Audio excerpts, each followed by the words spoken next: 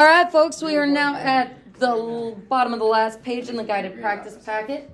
We're going to look at number 11. I would still start these problems the same way we did the last ones, beginning with the degree. Now here, we don't know the numeric value of the degree. We don't have any highest power or any factor multiplicities to look at, but I do see that my arrows are going down, down. So is this even or odd? Even. It's even. And what do we know about the leading coefficient? It is negative. Now, remember, we use the variable a to represent our leading coefficient. We don't say that it's negative a. We just say a is going to be my leading coefficient. And when I solve for a, we should see that a is negative. So let's see what happens when we start looking at our other features of this graph. We've got an x-intercept at, I don't like these light graphs. Let's see, that looks like it's at -3. So if x equals -3 is the root, then x plus 3 is going to be my factor. Since it crosses at that x-intercept, let's assume multiplicity of 1. Our next one is x equals -1. So if x equals -1 is a root, then x plus 1 is the factor. What should we use for the multiplicity? Let's use 1 again, since it's crossing. We've got another cross and another cross at x equals 2 and x equals 5. See if you can change those intercepts back into their factors.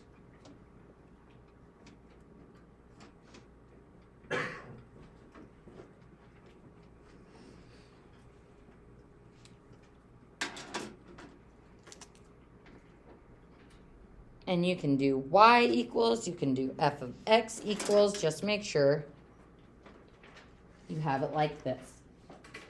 So that's all my factors. And remember we showed yesterday that just the factors would get me pretty close to what that graph looks like. But the one thing that was off on our calculator was the y-intercept. So this is why we do need to solve for that leading coefficient and why we can use our y-intercept to find that point exactly.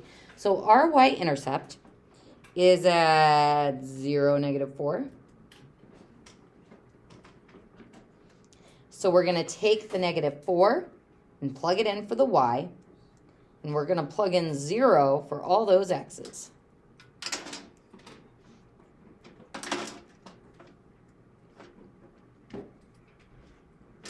What an absolutely thrilling problem this is. So tons of factors to plug in 0 for. Now, when I plug in all those zeros with all those factors, what I'm going to be left with is all those numbers in the factors. But what is joining all those factors together? Multiplication. So let's see. 3 times 1 is 3. Times -2 is -6. Times -5 is positive 30. So 30a and -4. How are we going to solve for a? How do we separate that 30 from the a? Divide it. Why am I not going to say that a is -4 over 30, ladies and gentlemen? It's not simplified. And remember, if you don't remember how to simplify those fractions, you can just type this turkey in as -4 divided by 30. Ugh. And then math, enter, enter, and hooray. You guys can't see that. -215. So type in the fraction, -4 divided by 30. Math button, enter once, enter twice. Boom, simplified fraction. So -2/15. So, wow, we got a lot of stuff here. And yes, we did find our a value, but our final step is going to be writing that full equation. So I'm going to do this up at the top where I still have some space. So y.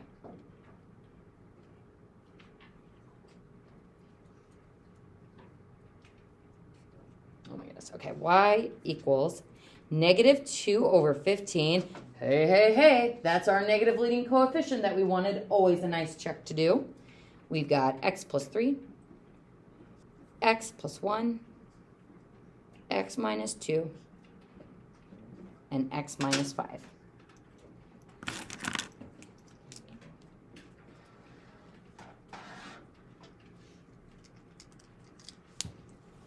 On your own, ooh, maybe a not on your own on this one.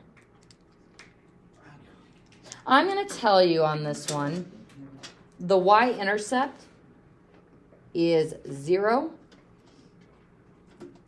negative 1/3. And I'm going to see what you can do with that one. 2 minutes. Go.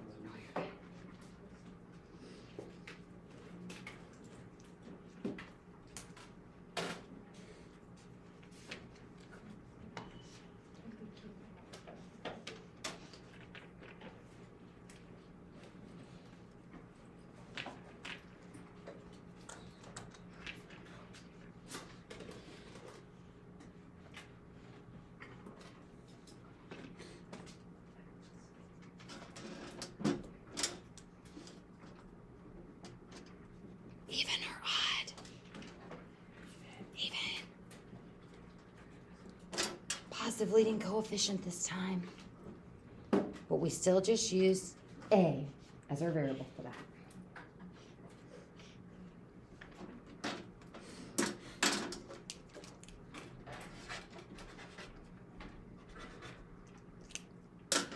X-intercepts, we've got x equals negative 1, that's a cross. X equals 4, 3. That's across 2.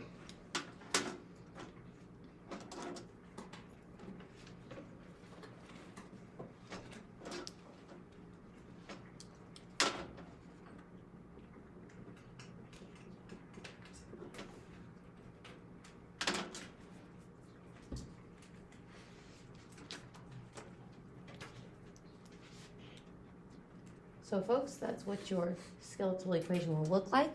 We plug in the 0 for the x, the negative 1/3 for the y. This is going to be good practice with your calculator and how to handle those fractions.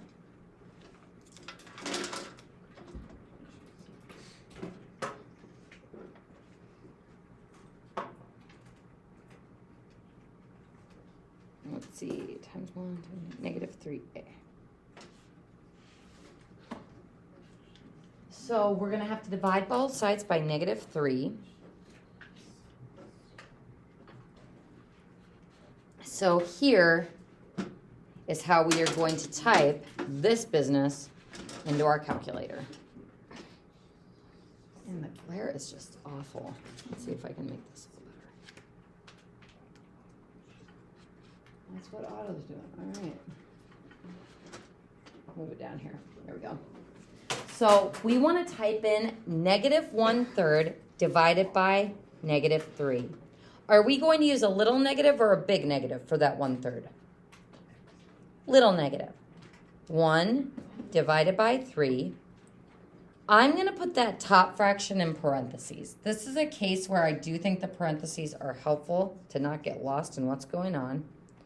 And then divided by little negative 3. So we are going to type this in as follows. Parentheses, little negative 1 divided by 3, end your parentheses. So we're taking negative 1/3 and dividing it by little negative 3. We get 0.1 repeating. Math, enter, 1/9. Oop, not 1/3, geez. I said 1/9 and wrote 1/3. A is 1/9. Another option you could do is just put -1 divided by 3 at the answer and divided it by -1. That is very true. So I'm glad you brought that up. So we could do -1 divided by 3 first and just get that answer and then hit divided by -3. Excellent point. So if you don't want to do those parentheses, you can just do -1 divided by 3 first, hit enter, and then divided by -3. Both are super good options to give you that A value of 1/9. And folks, your final equation then is going to be y equals 1/9. It's positive as it should be. X plus 1, x minus 3. That concludes our guided practice packet. How are we feeling about this unit? So